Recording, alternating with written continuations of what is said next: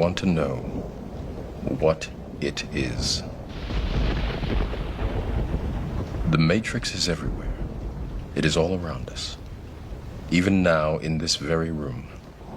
You can see it when you look out your window or when you turn on your television.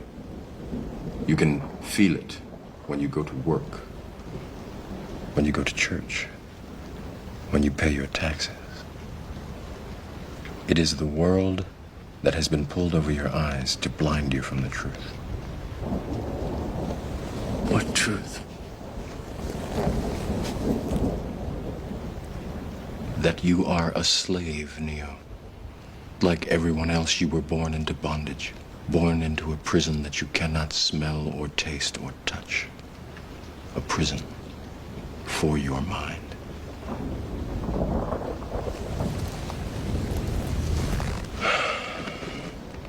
Unfortunately, no one can be told what the Matrix is. You have to see it for yourself.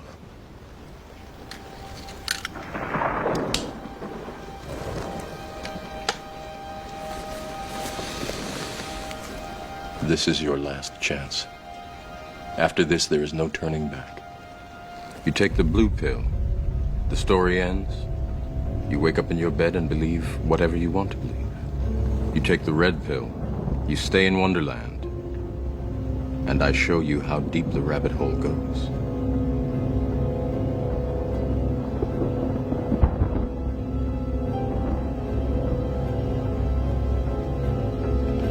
Remember, all I'm offering is the truth, nothing more. Well, hey there, folks. Welcome to the Jason Wright Show. I know it's been a minute since I put out a new episode, but that's just because I just haven't felt it. I haven't had anything that I thought was really worthy of getting behind the microphone for. And so it kind of broke my consistency, and I apologize for that, not because you've probably been dying to hear a new episode, but just because I think it's always good to know that whenever you're looking for something on the show, or you look to turn on the, you look at your Apple Podcasts or Spotify, and you're expecting a new episode to be there, and there's not one for a long period of time, I just think that does a disservice, because you're kind enough to listen, and I want to be there whenever you seek out a new episode. And so I was fortunate that I'm reading a book right now where I just learned of a story that I thought was absolutely worthy of an episode. Now, I've titled this The Anatomy of the Matrix, and here is why. We hear about this concept from the Matrix, living in the Matrix. So many people live in the Matrix. And what does that mean? Well, it means that they live in this kind of premeditated world that is based on consumerism, and decisions that we make are really not even decisions that we're making, but they're decisions that society has made that we kind of just conform to, that we don't even know what's real. We only know what we are told is real. The reason why we drive the car we drive is not because it's really what we like and because it's what we want, but it's what society has told us we should want, what we should like. The Matrix has said, this is the car for you. These are the clothes that you should wear. These are the foods that you should eat. This is what tastes good. This is what doesn't taste good. This is what makes you important. This is what makes you not important. So that's kind of the idea of the Matrix. And I was reading this book by Chuck Palahniuk, who is the author of Fight Club, and I'm probably pronouncing his last name wrong, so please give me a little bit of grace on that. It's a difficult last name. I've heard it pronounced like 4 different ways. I say Chuck Palahniuk. If that's wrong, I apologize. Bottom line is, good author, wrote the book Fight Club, and he's also written this book called Consider This. And in this book, he talks about a workshop that he attended, and the discussion was rejection. All of these writers were talking about how they had been rejected from different magazines, different publishers, even different agents that refused to represent them because of the genre that they wrote. And Palahniuk talks about how it's at the end of the class, and he's talking to the instructor or whomever's leading this workshop. And the guy kind of looks over his shoulder, and he pulls out a book, and then he puts it back. And he pulls another one out, and he puts it back. And then he pulls one out, and he says, here, read this. This will make you a better writer. All right, so Chuck Palahniuk, he takes this book, and he goes home, and he starts to read it. There's a problem. He hates the book. He doesn't understand it. And therefore, he has no idea why the instructor asked him to read this particular book. it sucks. It's just not resonating with him. And so the more he reads it, the more he starts to doubt himself because he's like, this is an important book. I'm supposed to like this, and I don't. I can't even pretend like I like it. I don't like this book. So he goes back and he talks to the guy, and he's just kind of defeated. He's like, you've given me this book to read that is supposedly so good, and I don't even get it. I don't like it. I can't stand it. I don't know what the problem is. And of course, I'm paraphrasing all of this, but and so eventually the guy that's the head of the workshop said, oh, that book's awful. And he said, well, why'd you have me read it? And he said, because I want to show you that even crap books get published. And people who are smart will say that they like the book. And that's what happens so often in life. We start to question ourselves because we know in our heart of hearts, we know deep down in the recesses of our brains where no one else can see that there's something that we don't like, but we feel like we're supposed to like it because the right people, the smart people like it. And a light bulb went off for me, and it made me think this is how the Matrix is constructed. This is how it begins. We know that something is wrong. We know that something is off. We know that something is not entertaining. Look at most of the movies now that win Academy Awards. People don't like them. The smart people, in air quotes, like them. So we have to say we like them. It's almost heresy to say that Godfather 2 is better than Godfather 1. Why? Because the smart people always say that there's no way a sequel can be better than 1. I had this happen to me. A good friend of mine who listens to the show, who's been on the show a couple of times, friend of mine over in the UK, Stephen Hussey, Oxford scholar, brilliant guy. I love Stephen. And his favorite book of all time is Ulysses by James Joyce.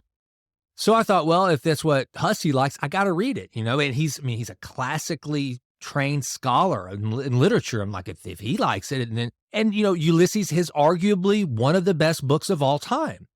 It ranks right up there with Homer's Odyssey, Don Quixote. It will always come up as arguably one of the best novels of all time. I can't stand it. It's too hard for me to follow, and that makes me feel like an idiot.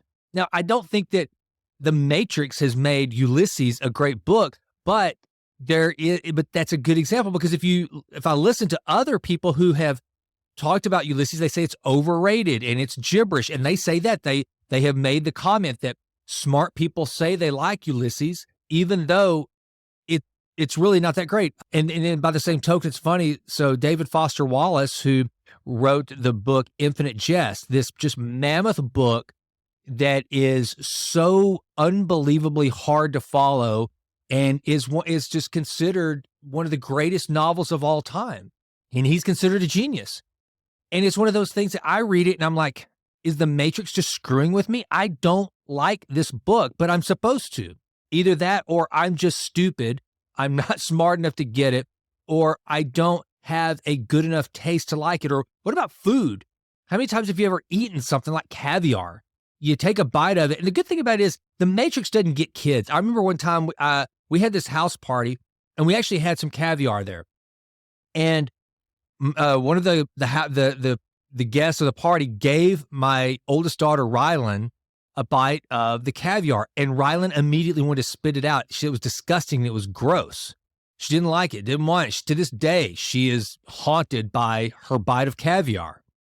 I don't like caviar, I'll tell you. And now I'm to the age where I don't care about liking the right things or not liking the right things. I just say I don't like them because I'm trying my best to escape from the Matrix. But that's the beautiful thing about children. Rylan had not been sucked into the Matrix yet. She wasn't like trying to act like she liked it. She's kind of like Josh Baskin in the movie Big. Remember that? He goes to the Christmas party and somebody gives him some beluga caviar and he starts just coughing and spitting it out. Why? He's a kid. He hasn't gotten into the Matrix yet. But we as adults, we do that. We fall for this crap that we're not able to be honest with ourselves whenever we don't like something, to be able to say, I don't like this and I don't have to like it. And as I read that, I thought to myself, that was a great example of how, one, you shouldn't be so hung up on, like, in the instance of writing. I think that was kind of the point in this book, was like, first of all, don't worry, even crap gets published. The Matrix will let some crap in if the right person in the Matrix says that it's good, even if it's not. But more importantly, don't write for other people. Don't always try to please others. Write for yourself. Write what you like. Be honest with yourself. Be authentic. And I think we should practice doing that. At least, I mean, for me, I'm not here to lecture anyone on the other end of this. If you're watching this on the YouTube channel, or if you're watching this on a short or a reel, or if you're listening to this on the podcast, I'm not here to lecture you, but I'm here more as a kind of like one of these revelations that so many of these monologue podcasts that I do are, which is to say that I want to try to be authentic with myself and be honest with myself and the things that I like, the things I find important, the things I find right and morally, the things I find morally right and true, and those things that I don't, because and be honest about the things that I don't, because if I don't do that, then I will fall into the matrix and I'll lose sight of who I am. And before long, I have been blue pilled and I'm gone and I don't even know who I am and what is real and what is not, because I've been lying so long. I don't ever want to lose sight of, do I appreciate this thing and enjoy this thing and like this thing because it's truly matching with my passions, my desires, my tastes, the things I hold dear? Does it match with my values? Or have I abandoned all of that to be able to be in some sort of cohesion with the matrix? This is how the matrix is constructed. It's selling yourself out to the forces that have said that we look to and that society upholds and says, those people are important, those people are smart, they're the beautiful people, the smart people, the learned people. So therefore, if they say it's good, then it is. I was having a conversation not too long ago. It was a digital conversation going back and forth through either Instagram or email. I can't remember which it was, with one of my friends in Europe. And I could tell we were talking about a pretty sensitive issue, news of the day. I won't go into what it was. And I could tell he did not have an original thought in his freaking brain. He was regurgitating to me this crap that he had read on this topic, almost verbatim, assuming I had not read it. And that's the good thing about being underestimated. You see, the good news is when you're somebody like me, which is basically a hick from East Texas that went to a small no-name state school, can't possibly know anything. And I'm not saying I'm the smartest guy in the world, but I got a decent amount of knowledge, right? I try to read a lot. I try to understand the world. I look at history and I read both sides. And so I guess I am well read, which does not, a lot of people think that if you've read a lot of books, then you're smart. Trust me, not the case. I'm not saying I'm smart. I'm just saying I know a lot of stuff. Some useful, some not. Some of it's just crap in my head. But I'm sitting there and you could tell he had fallen in lockstep with the Matrix. And he was following the line of the day. This is what you have to believe on this topic. There is no varying. And it was kind of like that. You know what it reminded me of? It reminded me of that scene in Good Will Hunting where Ben Affleck goes up to flirt with the Minnie Driver character and the dude they work from him. And then Good Will Hunting comes up and just slays this guy intellectually with his wicked smarts. But essentially he's saying, you don't have an original thought in your head. You're just regurgitating a bunch of crap that you've read. And you're trying to impress this girl and embarrass my friend when in fact you don't have an original thought in your brain. And that's what I was thinking about my friend at this time. I'm like, you don't have an original thought on this in your brain. You're succumbing to the fact that one, what you're saying is politically correct, especially since you're in Europe. And two, I know what books you got this from. And it really made me sick. It made me lose a lot of respect for this person. And the older I get and the more okay I am with my faults, and I've got many of them and I try to correct them, but also the more okay I am with the things that I like, that I'm able to just be honest and go, you know what? I think a freaking really good hot dog is gourmet, baby. I love it. I don't have to talk about foie gras and all this, tartare and all these other fancy foods. And I've eaten them and some of them are pretty good. Some of them are like just not worth the hype. And say I have an uneducated palate. I don't care. Just give me a hot dog. Great example of this. Jimlin and I and our youngest daughter were in France, in Paris, last summer, and we're having a chef's table dinner. Okay. Don't invite a bumpkin from Sulphur Springs to a chef's table dinner at one of the nicest restaurants in Paris, France. Just don't do it. He's going to piss everybody off because these people take it very seriously, right? We go downstairs. It's like a scene from Goodfellas where they walk you to the back door and all around, just so that Henry and Karen can sit at that front desk, front table. But it's like it took them longer to meander through the kitchen and the back of the freaking club to get to their seat than if they just stood outside and come in like everybody else, right? That's what it was like. I mean, we're walking around and we go down this little secret elevator and then we walk back behind where we can see the kitchen and the work staff. And we're kind of like having to go down these little bitty hallways till finally we go to this secret room. It's like this vault. And all of a sudden the guy that sits us down, he like hits a button and it's like, and these windows open to the kitchen, and there is the head chef. Now, a head chef is a big deal, especially in Paris, France, right? I mean, this is where the greats go to train. So this guy, he's like serious. I mean, he's big time. And the owner of this restaurant, he had Michelin. This is like a multi Michelin star restaurant. So really nice. Again, somewhere I did not need to be. I mean, a guy like me does not mesh in a place like this. All right. So don't misunderstand. But we sit down and it's like silent. I mean, you could have heard a fly fart in this thing, which is just like, that's not how I want to roll. And so it was one of those moments where from the beginning, we're like, oh my gosh, we had this amazing opportunity. We're going to eat in this incredible setting, Paris, France, chef's table. We'd never done the chef's table experience. And we all just felt like such fish out of water. We're like, what's going on? To the point where we were able to be honest and say, and we started out saying, okay, we're supposed to like this. So we are in a Michelin-rated restaurant at the chef's table.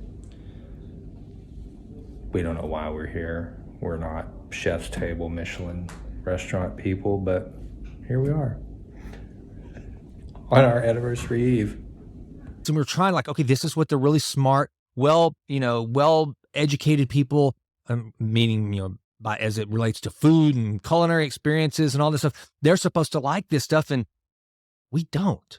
This is not fun. So we go through this multi-course meal. The food was beautiful. It looked great. But was there one thing there that I would ever care to have again? Yeah, negative, Ghost Rider. I'm sure it was amazing to the people who know what amazing is, but do they? They know what they've been trained to think is amazing and how to appreciate that stuff. And God bless them. I think that's great. But you know what? Is that the Matrix saying that it's great? Because I think a hot dog is pretty freaking good. One of the best meals, I was telling Jimlin this not too long ago, one of the best meals I've ever had was a hot dog during a Washington Nationals game in Washington, D.C. with my buddy Jonathan Wolf. It was an amazing hot dog that I will never forget. And back then I would still drink. So I had a big old ice cold Budweiser. And I guarantee you, I would take that meal over that chef's table dinner anyway, or any day. And now that I refuse to just doubt myself about what I like and be just flow with the Matrix, I'm like, no, this is what I like, and I'm okay with that. That's what I used to. I was never a big Anthony Bourdain fan. No, I didn't have anything against Anthony Bourdain. I'm not the type of guy that follows the food channels, and I know people love Bourdain, but what little I did know about him, and in fact, we a lot of the restaurants where we ate, including St. John in London last summer, was based on Anthony Bourdain's recommendation, and here's why. If you know anything about Anthony Bourdain, one of the things that he hated was snobbery in the food industry. He hated the fact that, like, that chef's table experience, he would have been so uncomfortable in that situation. He would have hated it. He would have hated, and he's a guy that was so talented. He could have been the guy that we were looking through the glass to watch prepare that meal, right?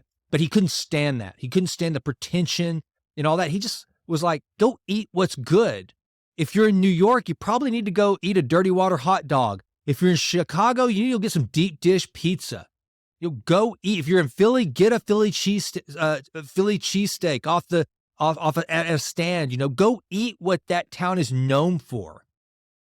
And so we went to St. John, which was a very, very traditional English restaurant, and it was fantastic. I mean, I had some things I'd never eaten there, but like roasted pig's feet, and there was something else we had that was really kind of funky, but yet just so good. And I think that's that's what we need to look to do, is to be authentic. I guess that's the real gist of this is, and maybe in that story, Chuck Palahniuk, he was really basically just trying to say that, hey, look, don't let rejection get you down, because there's some crap that gets published, right? Even garbage gets published, and just because smart people say this is good doesn't mean that it is, because the book is awful. What I took that, the light bulb that went off to me is, that is the anatomy of the Matrix. That's what happens. It's when you start lying to yourself about what you really want, about what you really like, about what you really enjoy, about the things you value. And I think we need to, especially now in this age where, look, here's the thing. We're living in a much more postmodern society where I have a great episode of the podcast coming up next week with Rabbi Daniel Lapin, who's kind of like he's almost like a Rabbi Jordan Peterson. He's just fantastic, prolific author and very, very wise man. Had a great conversation. And one of the things that he said was, the problem with a lot of academics is they sit and they constantly think, but they never do. They think about how tools should be used, and even which tools should be used to do a thing, whether to build or construct or fix, but they never actually go and do it. And he said the problem with that is, when you're constantly just thinking, there's this elasticity that we have with ideas that can be continually expanded and expanded and expanded. I mean, that's how our minds work, and the human mind is greater than all other of the animal kingdom, and our ability to just twist and try to manipulate things into the way we want them to be, regardless of how they should be. And he said that's a very dangerous thing. And I think that's what happens is you have these people that they can start to construct the matrix in their mind, and then before you know it, they try to put it into practice. And because the smart person thought that should come to pass, then it does, and we start falling in line. And people don't have the courage to stand up and say, that's dumb. This book is crap. I'm not going to read this, and I don't care who says it's good. Maybe it was good to them, but it's not good to me. And to say that it's good when it's not, to pretend I like it to look smart, would be to lie to myself and everyone around me. And if you do that enough, then you will be sucked into the matrix. That is how the matrix is built. So I just wanted to that was one of those that, look, I haven't wanted to get behind this microphone. Again, I've got a lot of stuff going on, and I just haven't felt it. But when I read that, I thought, that kind of got me fired up. I was like, that's worth recording. And I hope anyone that listens to this, if there's something that you have not even pretended, but if you're doubting yourself as to why you don't find value in certain behaviors, in certain friends, in certain company you're keeping. If you're wondering, if you look around, I had this conversation with a friend of mine this morning on a walk, John Landis. So John, if you're listening, I thought about this when we were walking, buddy.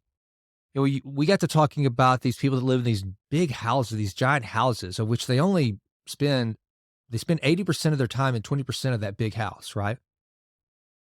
And he's, he and his wife, they're expanding their family. They're about to have their second child real early, and they need a little more space. They actually need the space. But then we get to talking about how you look back on the houses that our grandparents grew up in, how small they were, how many kids they would raise in a one bathroom house with like 2 or 3 bedrooms. They were on top of each other, and they did just fine. And we've just become accustomed. The matrix has made us think that we need all this extra space. Jimlin and I have by today's standards, a relatively small house. And I tell him that's one of the ways I get out of the matrix is I look at history and I try to tell myself it worked then just fine. Don't be caught up in what everyone else is doing just because the matrix has said you need more space. You need 3 living spaces. You need an extra bedroom just in case. You need more bathrooms. A house is what you make of it with the memories and that sort of thing. And that's a conversation for another day probably. But I hope that, I will continue to do this. And I hope you'll join me in not getting sucked into the matrix, because this is how it's constructed. This is how it gets built. This is the anatomy of the matrix. It's whenever someone that you think that the matrix is called smart and enlightened, they make a choice that is contrary to you, your values, your thoughts, your likes, and you questioning yourself, not based on what you're thinking and feeling, but based on what you think you're supposed to be thinking and feeling because of what they have decided. Be honest with yourself. Never, ever, ever compromise what you know to be truth. I hope that maybe this was a light bulb for you too. And I hope you will always continue to improve always and always. I'm Jason, and I'm out. Well, that does it for this episode of The Jason Wright Show. Thank you so much for listening. This has been a Texas Titan Media production. Fourth Wall did the music. And as always, thank you so much for listening. Please consider going out to jasonwrightnow.com and signing up for the Vitruvian Letter. Also, please go out to iTunes. It takes like 30 seconds to just leave us a 5-star rating. It does wonders for the podcast. I would be so grateful. And with that, until we meet again, go crush it and endeavor to improve always in all ways. I'm out.